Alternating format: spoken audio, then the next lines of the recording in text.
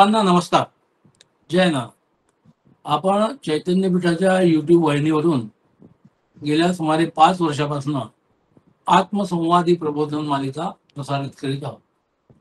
या प्रबोधन मालिकेमध्ये आपले सद्गुरू आदरणीय बाबा महाराज बहुमोल अशा वेगवेगळ्या विषयांवर आपल्याला प्रबोधन करीत असतात.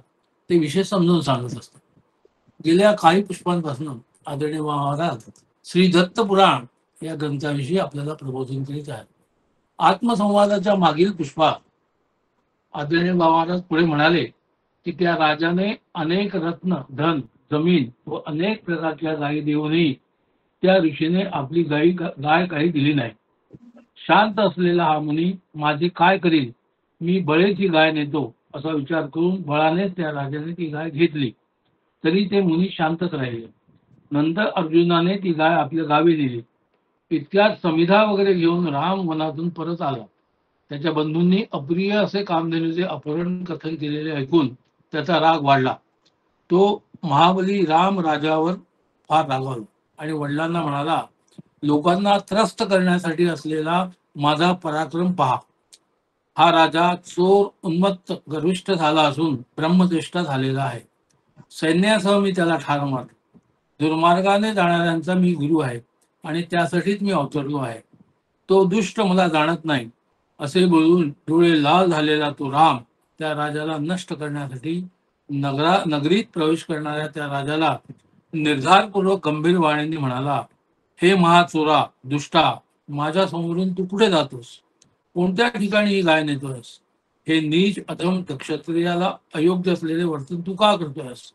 असे बोललेला तो बुद्धिमान राजा साक्षात विष्णू असलेला राम आहे असे जाणून याला क्षात्र धर्माने संतुष्ट करून त्याच्या पदाला जाईन असा विचार करून तो राजा सैनिकांना पाठवता झाला. ते सैनिकही परमात्मा रामासह स्वतःच्या शक्ती सामर्थ्याने लढू लागले. लढणाऱ्या बलशाली सैनिकांना क्रुद्ध झालेल्या त्या प्रतापी रामाने अरुण जसा अंधार नाहीसा करतो त्याप्रमाणे क्षणात नष्ट केले. देव दैत्य कोणीही माझ्यासमोर उभे ठाकण्यास समर्थ नाही. मग मानवाची काय कथा? तरी आज मला जिंकण्यास हा ब्राह्मण समर्थ नसेल का? किंवा ब्राह्मण रूपाने हा विष्णू अवतीर्ण झाला असेल का? असा विचार करून मी या ब्राह्मणाबरोबर लढेन असा निश्चय करून एकदम तो राजा अंतःकरणात श्री दत्तात्रयाचे स्मरण करून निरनिराळ्या अस्त्रांनी युद्ध करण्यासाठी सज्ज झाला. सिंहनाद करून त्यांनी बाणांचा वर्षाव केला आणि पर्वताला मेघाप्रमाणे त्या झाकतात त्याप्रमाणे रामाला त्याने झाकून टाकले.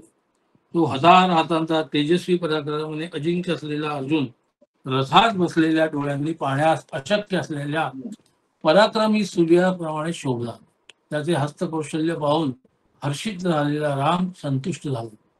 मेघांना वारा त्याप्रमाणे त्याचे धनुष्य बाण उसासारखे तोडून त्याचे तेज शांत करून परशु हातात असलेल्या रामाने झाडाच्या फांद्याप्रमाणे त्याला रथाखाली करून विरथ करून त्याचे हात तोडले. श्री दत्तात्रयाच्या आशीर्वादाने पुन्हा उत्पन्न झालेल्या हाताने तो महाबलशाली पराक्रम अर्जुन त्या हातांनी लढू लागला.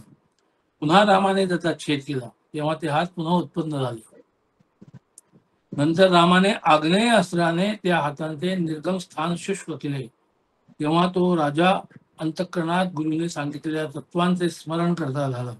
अंतर्बाह्य सर्व व्यवहार विसरून तो चित्ताचा लय करून तुरीय अवस्थेला पोहोचला.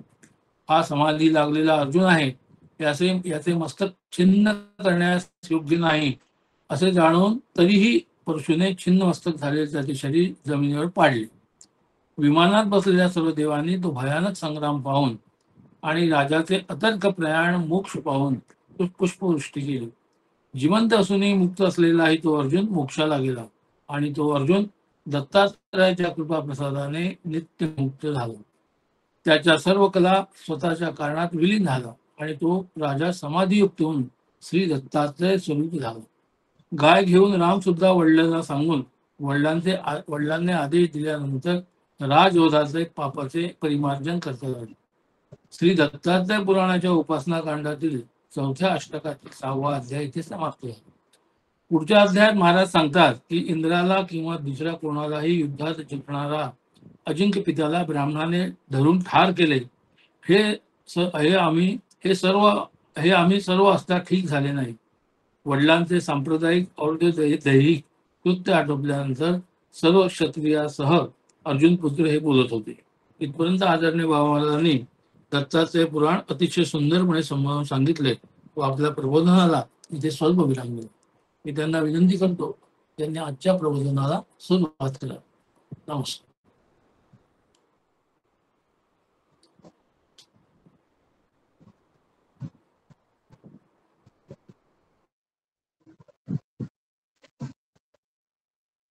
अनुसूया त्रिशंभूतो दत्तात्रेयो दिगंबरा स्मर्तृगामी स्वभक्तानां उद्धरतां भवसंकटात्.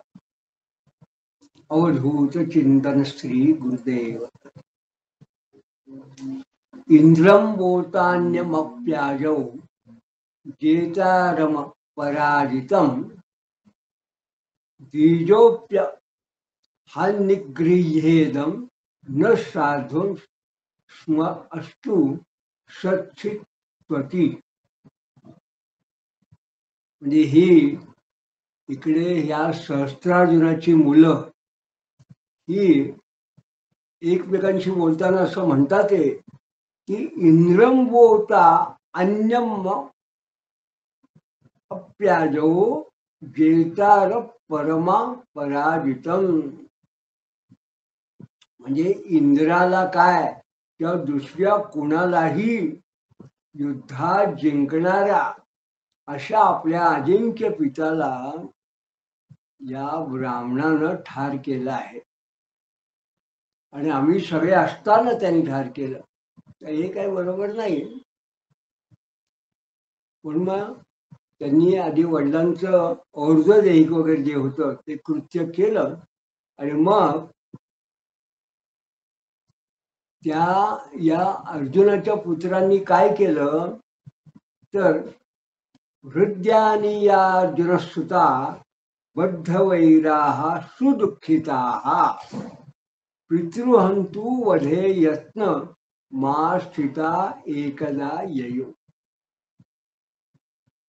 म्हणजे हृदयानी या अर्जुनसुता बद्धवैराः म्हणजे हे मनात ठेवून आणि अत्यंत दुःखी झालेले सुदुःखिताः, जणू काही बद्ध वैरा मनात त्यांचं वैर त्यांनी बांधलेलं आहे ते अर्जुनाची मुलं पितृहंतृ वधे यज्ञ मा स्थिता म्हणजे पित्याचा वध करण्याविषयी सज्ज होऊन ज्यांनी आपल्या वडिलांना मारलं त्याचा वध करावा असा विचार मनात घेऊन सज्ज होऊन एकदा ययो म्हणजे ते त्या जमदग्नीच्या आश्रमात आले. आता हे जेव्हा या अर्जुनाची मुलं सहस्त्रार्जुनाची पुत्र हे जेव्हा आश्रमात आले तेव्हा तत्पूर्व निर्ययो रामो वनम संप्राधृको बली अथागत्यार्जुनस्तुता आश्रमम गुरुधुर्भृशम. तेव्हा ते अर्जुन पुत्र तिथे जाण्यापूर्वी तत्पूर्व निर्ययो रामो वनम, तो बलवान राम भावांसह वनात गेला होता. संभ्रातृको बली, संभ्रातृको म्हणजे भावांच्या बरोबर. आणि मग अशा वेळेस त्या अर्जुना पुत्रांनी अथागत्या अर्जुन सुता आश्रम दुरुधुर्भृशम म्हणजे आश्रमाला त्यांनी वेढा घातला. मग अन्वेषेतस्ततो रामम दृष्ट्वा सहसा मुनिम जमदग्निं सुखासीनं दृष्ट्वा तं व्यहननतृषा. नंतर त्यांनी इकडे काही रामाला शोधलं, अन्वेषण म्हणतात नाही, रामाला शोधलं पण तो नसल्यामुळे राम स्वतः तिथे त्यांना काही दिसला नाही, म्हणजे परशुराम तिथे त्यांना काही भेटले नाही. म्हणून त्यांनी काय केलं, अचानकपणे सुखासीन असलेला जमदग्नीला पाहून त्यांनी जमदग्नीला रागानं मारायला सुरुवात केली आणि आक्रोशंती पुरोभागे रेणुका मूढ उद्धया ताम निरस्य मुनीर हत्वा स्वपुरम सत्वरम जयो. म्हणजे बुद्धिभ्रष्ट झालेल्या त्यांनी मूढ बुद्धया, ते जे पुत्र होते अर्जुनाचे, त्यांची बुद्धी भ्रष्ट झालेली होती, त्यांनी पुढ्यातच आक्रोशंती पुरोभागे, त्यांच्या समोर आक्रोश करणारा रेणुकेला बाजूला केलं आणि ताम निरस्य मुनी हत्वा, जमदग्नीला ठार करून ताबडतोब हत्वा स्वपुरम सत्वरम जयो, ताबडतोब स्वतःच्या नगरीला ते येऊन गेले, गमन केलं. पुढे दुर्निमित्ताने रामो अपि वीक्षम शीघ्रम गृहम ययो हतम स्वपितरम ज्ञात्वा विललाप दुःखिताः. हे रामाला सुद्धा दुर्निमित्ताने रामोपी वीक्ष, राम सुद्धा होणारा अपशकुन पाहून त्यांना अपशकुन व्हायला लागले. ते पाहून ताबडतोब घरी गेले. तेव्हा स्वतःच्या पित्याला ठार केला आहे. हतम स्वपितरम ज्ञात्वा, आपल्या वडिलांना मारलं, पित्याला ठार केलं, असं आपण असं पाहून विललाप सुदुःखिता, ते सुद्धा अत्यंत दुःखाने विलाप करू लागले. मग हे परशुराम असं म्हणतात किंवा असा विचार करतात, मन्निमित्तां मूर्ती याता पितां धिंगमां सुदुर्मतीं हा तात हा दया सिंधो क्वगतोषी गुणाकर. माझ्या निमित्ताने वडिलांना मरण आलं. मन निमित्तां मृती यात, आणि पिता धिंगमा सुदुर्मती, वाईट बुद्धी असलेला माझा धिक्कार असो. धिंगमा सुदुर्मती, माझी बुद्धी जणू काही चढली, वाईट आहे म्हणून. हे बाबा, हा तात, हे दया सागरा, हा दया सिंधो, क्वगतोषी गुणाकरा, हे गुणाकरा, तुम्ही कुठे गेलात, कुठे निघून गेलात. अशा प्रकारे विदित्वैवं समाश्वास्य जननी साश्रुलोचनाम मात्राग्रजे निषिद्धो अपि क्रुद्धो हंतो ययो रिपुन. अशा प्रकारे रडून अश्रू ढाळणाऱ्या आईचं सांत्वन करून मग मात्र विदित्वैवं समाश्वास्य आश्वास्य, त्यांचं सांत्वन केलं. कोणाचं? जननी साश्रुलोचनम, रडवेली झालेली, रडत असलेल्या आईचं त्यांनी आश्वासन केलं. आणि मग मात्राग्रजे निषिद्धो अपि, आणि मग जणू त्यांच्या बंधूंनी त्यांना अडवलं तरी अपि क्रुद्धो हंतु ययो रिपुन, तो क्रुद्ध म्हणजे रागवलेला राम, हंतु म्हणजे शत्रूंना ठार करण्याकरता, जयो रिपुन, दुसऱ्यांना आपल्या शत्रूंना ठार करण्याकरता निघून गेला.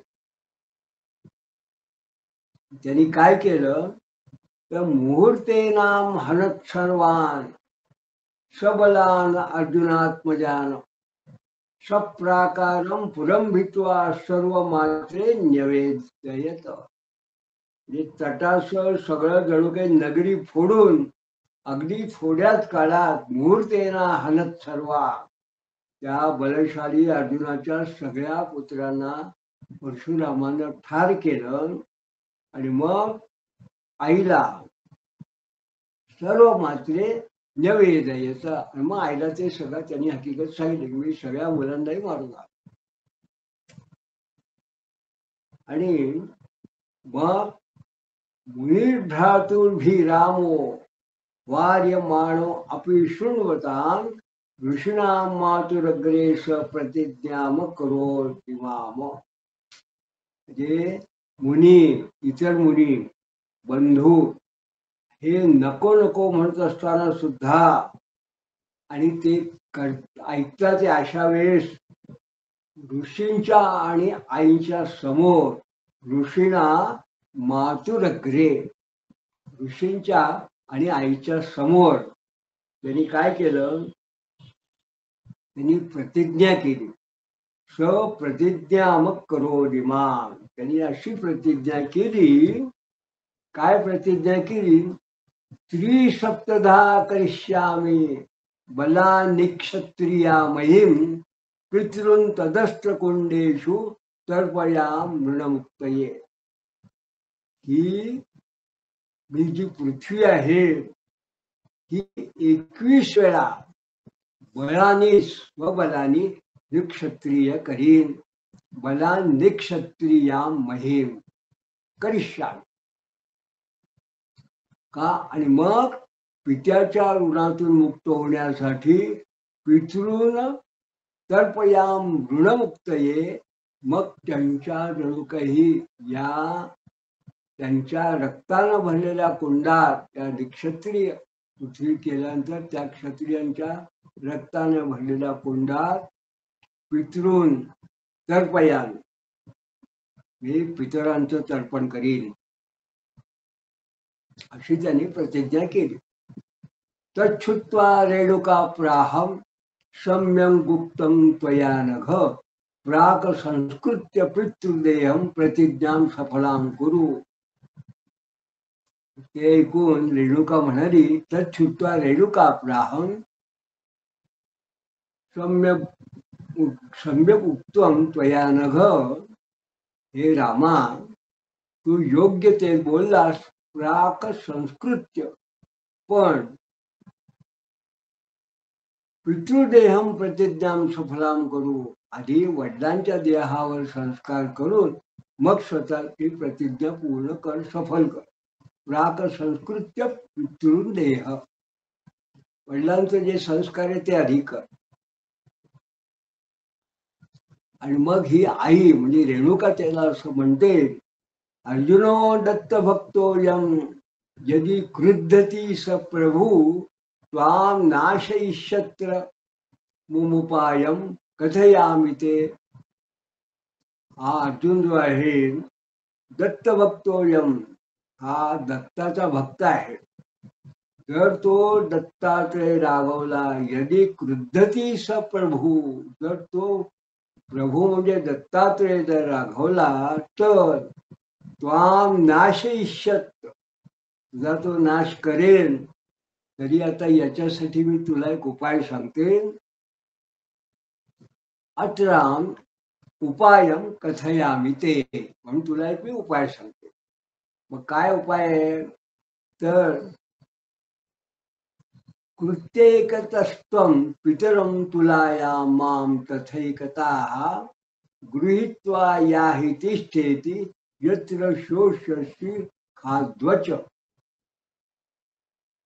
तत्रैव ब्राह्मणं योग्यं लक्ष्यसे त्वं तदा वयोः संस्कार विधिनां कृत्वा कृतकार्यो भविष्यसि. म्हणजे तराजूच्या एका पाड्यात वडिलांना, पितरम तुलाया, तराजूच्या एका पाड्यात वडिलांना आणि एका पाड्यात मला घेऊन तू जा. माम तथैकत, म्हणजे पितरम आणि माम, मला आणि माझ्या तुझ्या वडिलांना, त्याच्या प्रेताला तुलेमध्ये तराजूत, आणि गृहीत्वा याहि तिष्ठेति यत्र शोष्यसि खाद्वच, ज्या ठिकाणी थांब अशी आकाशवाणी तुला ऐकू येईल त्या ठिकाणी तत्रैव ब्राह्मणं योग्य लक्ष्यसे त्वाम तदा वयोः, त्या ठिकाणी योग्य ब्राह्मण तू पाहशील आणि त्या ठिकाणी आम्हा दोघांवर यथाविधी संस्कार करून तू कृतार्थ होशील, कृतकार्य भविष्यसी, असं त्याच्या आईने सांगितलं. रेणुके मातेने परशुरामाला सांगितलं. मग असं आईचं वचन ऐकून, उपदेश ऐकून एव मुक्तो जनन्यास राम पितृपरायणाः तदाज्ञा शिरसा धृत्वा तुलामादाय भक्तिमानं विन्यस्येकत्रं पितरं मृतमन्यत्र मातरं स्वाश्रमान्निर्ययो स्कंदे तुलामादाय भक्तिता.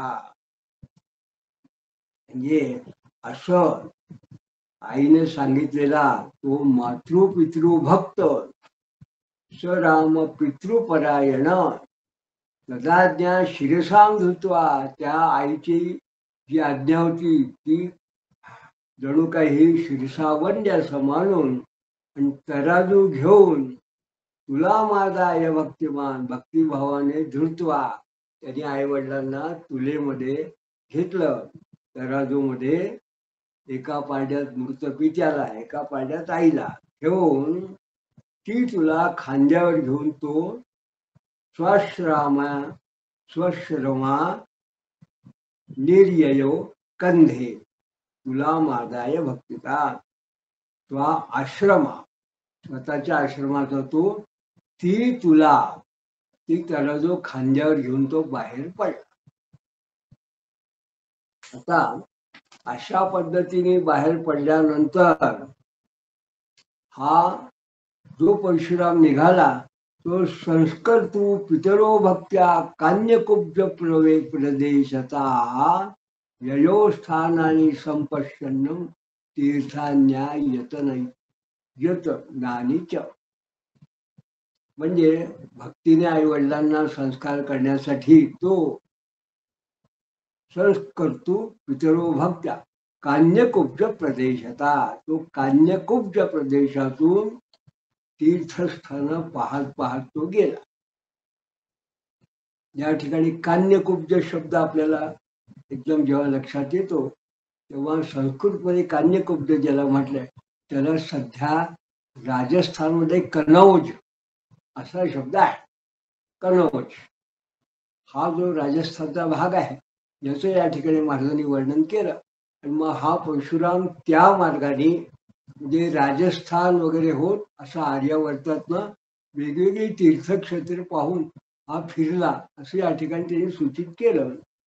मग हा जसा परशुराम तुला घेऊन आईवडिलांना घेऊन फिरतो आहे तेव्हा त्यांनी काय केलं तर दृष्ट्वा पुण्यान्य अरण्याने पवित्रांस्तापसा आश्रमान विविधांश्या अचला पुष्यां पुण्यान नदीस्तीर्थानि सर्वशः एवं स्वं पर्यटन रामो धीमान धर्मभूतां वराह ययावम ययावाम लक की ग्रामम सह्याद्रो मुनिमंडितम.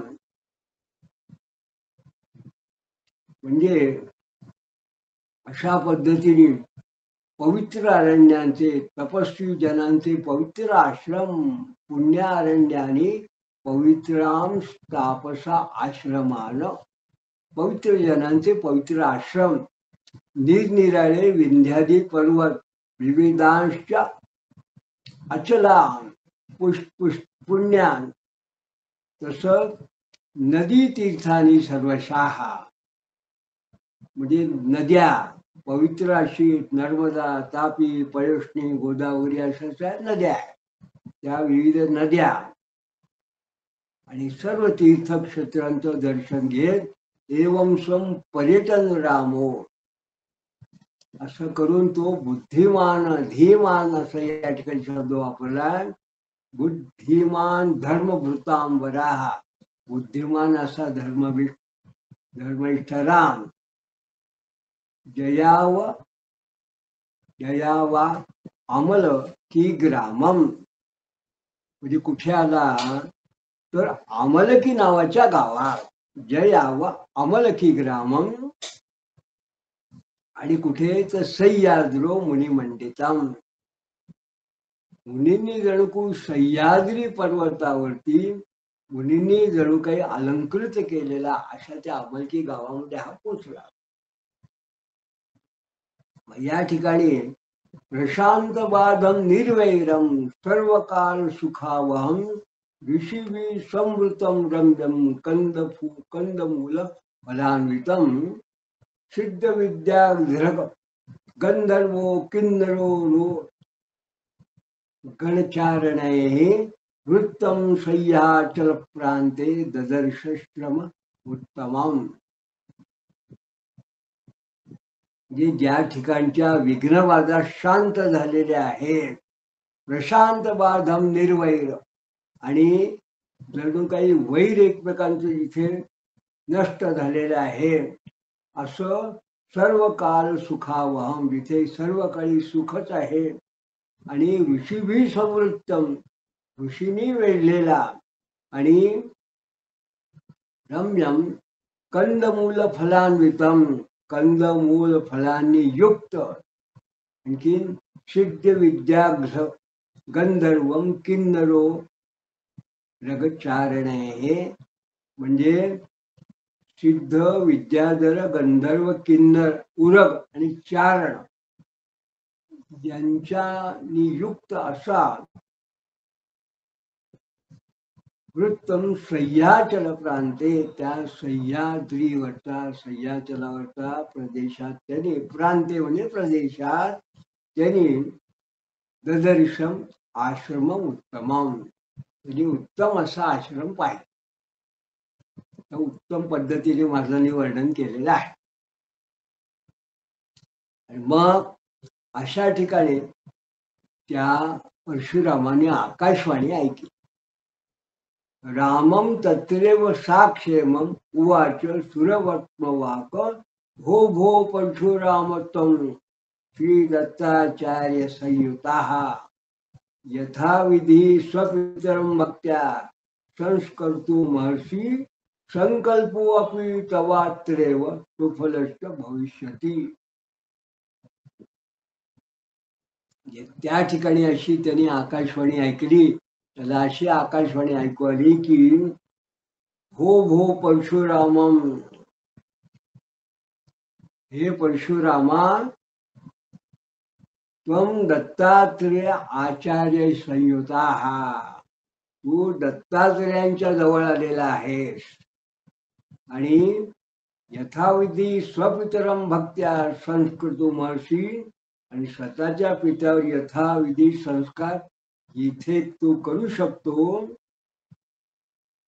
आणि संकल्पो अपितवा अत्रैव सुफलश्च भविष्यति, म्हणजे तुझा क्षत्रियांचा नाश करण्याचा जो संकल्प आहे तो सुद्धा इथेच सफल होऊ शकतो. इति श्रुत्वा श्रीरामगा तथेत्युक्त्वा स भार्गवा अवतीर्य तुलां तत्र श्री दत्ताश्रममा अविशत. अशी आकाशवाणी ऐकून ठीक आहे असं म्हणून तो भार्गवराम तुला खाली ठेवून श्री दत्तात्रेयाचा आश्रमात शिरला. म्हणजे अवतीर्य तुलां तत्र, त्यांनी त्या ठिकाणी ती तुला ठेवली आणि श्री दत्ताश्रम अविष्यत, दत्ताश्रमाच्या आश्रमात शिरला. या ठिकाणी महाराज असं वर्णन करतात, तुलसी औदुंबराश्वत्थ बिल्व पर्णशमी वटैः अन्यश्च फलपुष्पाढ्यस्तु तृण गुल्मलताधिभिः जले सुशीतले मिष्टैः त्रिवद्भिः परिवेष्टितं सर्वत्र गुणसम्पन्नं योगी वृन्दनी दिशेतं प्रविश्याम आश्रम आसीनं दत्तात्रेय दिगंबरं तदर्शान खया श्रेष्ठं देव्या रामो महामती. जे महाराज वर्णन करतात, तुलसी औदुंबराश्च अश्वत्थ बिल्व पर्ण शमी वटे, जे तुळस औदुंबर पिंपळ बेल वृक्ष शमी वड आणि इतर फळाफुळांनी बहरलेला, अन्यश्च फलपुष्पाढ्ये तृणगुल्मलता दिवीही, आणि झाडी झुडप वेलींनी आणि जले सुशीतले वृष्टे प्रवद्धी परिवेष्टितम. थंडगार आणि गोड झुळझुळ वाहणाऱ्या पाण्याने जणू काही वेढलेला आणि सर्व ऋतूतल्या गुणांनी समृद्ध असलेला असा सर्व तू गुणसंपन्न, विशेष म्हणजे योगी वृंदा निषेधितम. योगी वृंदनी अविषेदितम, योगी जनांच्या समूहाने निवास केलेला, त्या ठिकाणी निवास केलेल्या अशा आश्रमात प्रवेश करून या परशुरामाने शक्तीभूत मायेने आलिंगन ज्याला दिलं आहे. दत्तात्रेय दिगंबरम ददर्शाने घयाश्लिष्टम देव्या. अश्लिष्टम जणू काही मूळ मायेने ज्याला आलिंगन दिलेलं आहे असा दत्तात्रेय या दिगंबराला महामती रामाने पाहिलं. ददर्शाम रामो महामतीही. मग यांनी परशुरामाने क्रीडंतम अपितम देव्या पानपात्र धरम मुनीम भिवाद्येश्वरम मत्वा प्रार्थयामास भक्तिता. म्हणजे हा जो देव आहे दत्तात्रेय हा काय आहे? क्रीडंतम अपितम देव्या पानपात्र धर्म मुनी, म्हणजे देवीसह क्रीडा करणाऱ्याही आणि मद्यपात्र, पानपात्र धर्म म्हणजे मद्यपात्र धारण करणाऱ्या मुनीला त्या रामाने अभिवादन करून अभिवाद्य ईश्वर मत्वा, अभिवादन करून आणि जणू काही ईश्वर मानून प्रार्थयामास भक्तिता, त्या रामाने भक्ती युक्त अंतकरणाने त्यांची सेवा केली.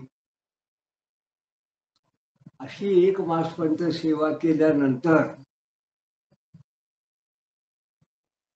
कृपा करू मयी ब्रह्मन भक्तवत्सल सर्ववित संस्कर्तू पितरा अत्र प्राप्तोस्मी गृही मे विधेम. म्हणजे हे सर्व व्यक्त्या भक्तवत्सला ब्रह्मन, ब्रह्मन भक्तवत्सल कृपांकुरु मयी, माझ्यावर कृपा कर. या ठिकाणी संस्कर्तू पितरा अत्र प्राप्तो अस्मी, म्हणजे मी माझ्या माता पितरावर संस्कार करण्यासाठी इथे मी आलो आहे. गृही मे प्राप्तोस्मी गृही मे विधीम, तेव्हा तुम्ही आता मला विधी सांगा, असे यांनी भगवान दत्तात्रेयाला विनंती केली. मग दत्तात्रेय काय म्हणतात?